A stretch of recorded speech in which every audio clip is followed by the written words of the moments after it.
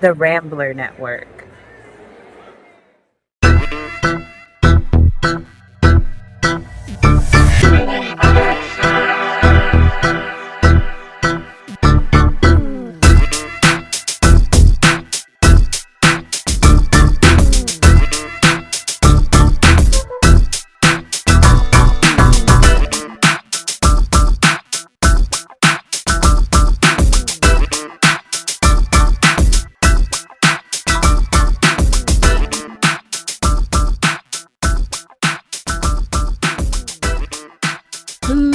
Welcome back to Casablanca.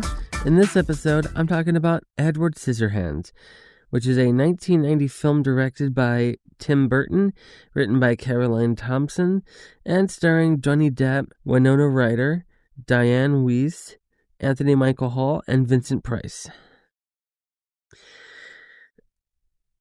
Now, this is one of the quintessential Tim Burton films. When you think Tim Burton, this is one of the films that comes to mind. It's one of the classic films. And honestly, I should have done it years ago. I don't know why I haven't covered it. I think it was in my to-do list every year. There's a bunch of movies on my to-do list every year, and I don't get to them all. And this is one of them I'm finally getting to. So basically, Edward Scissorhands is a gothic story about suburbia's hunger for novelty until the novelty is inconvenient. So, Tim Burton grew up in Burbank. It's the suburbs that made him feel lonely despite everything being perfect. The idea for the story came from a doodle he drew as a teenager, a sensitive person who literally couldn't touch anyone without hurting them. Screenwriter Caroline Thompson transformed the concept into a fable. It was produced by 20th Century Fox, but it feels like an indie art film. So the film has, it's got Johnny Depp being, Johnny Depp.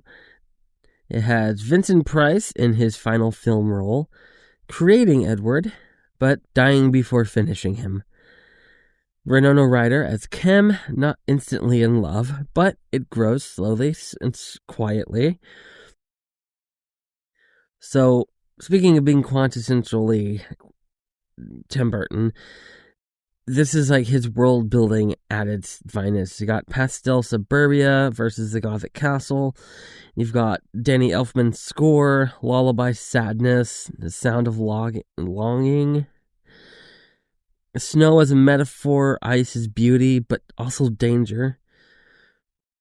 Tim Burton's language is always visual. Edward's black leather versus the Sherbet neighborhood. So, basically, this film invented what we think the Burton aesthetic. The themes of the film are basically loneliness, the violence of conformity, the seduction of gossip, the tragedy of innocence in a world that wants control. He didn't choose Scissorhands, they chose him. That ending, Kim telling her granddaughter the legend, it's basically modern gothic folklore. It's both a cult classic and mainstream, and it solidified Burton as the Hollywood outsider. And it basically set the tone for his next decade, with Batman Returns, Ed Wood, Sleepy Hollow. One of the most quoted Burton films in aesthetic discourse, basically. It's a movie still used in film schools to teach production design and visual storytelling. And what's kind of funny is, it feels like, the film you would think would be happy and bright and everything. Every time I think of the film, it always has this melancholy vibe to it. It doesn't even have a happy ending.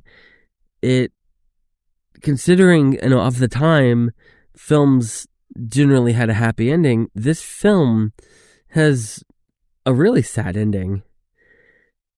And it's not even a sad ending in the way that someone dies at the end. No one, one person dies, but they kind of had it coming. But their death isn't even sad.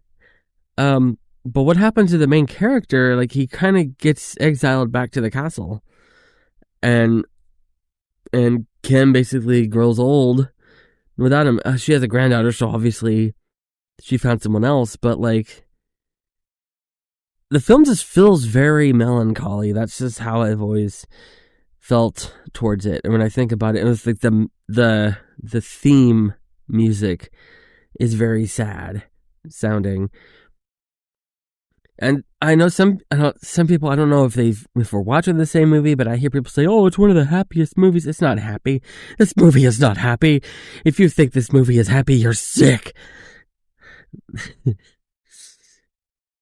There have been talks about doing a sequel, and honestly, please do not make a sequel or spin-off or reboot. Do not reboot this. Do not remake it. Do not touch this film. Tim Burton's really good at knowing when to make a sequel and when not to, and he's really adamant on certain projects not getting a sequel, and so I feel safe in saying that this one will never get a sequel, and I hope it never does. Yes, it has a sad ending, but that's kind of what makes it unique. If they were to do a sequel and have it so that, oh, he comes down and he finds someone and he's integrated into society and he gets real hands, it's, well, now you just ruined the ending of the first one. So keep it as is. It's a classic, and again, it feels like not so much a Christmas movie. It feels holiday-ish because of the snow, basically. So that's why I've wanted to put it here. It's the first episode of December, and I'm recording it in October. It feels weird. Yeah, I'm going to be recording the rest of the episodes over the next few days in October. I'll be watching Christmas movies in October. Yeah, that checks. Well, it's funny because, like, in my mind, it's already December because I've already watched the Halloween movies. I've gone through November. Now I'm in December, but it's still October. And so people start talking about, what are you going to do for Halloween? And I'm like, what are you talking about? Oh, it's still October. Yeah. And cut.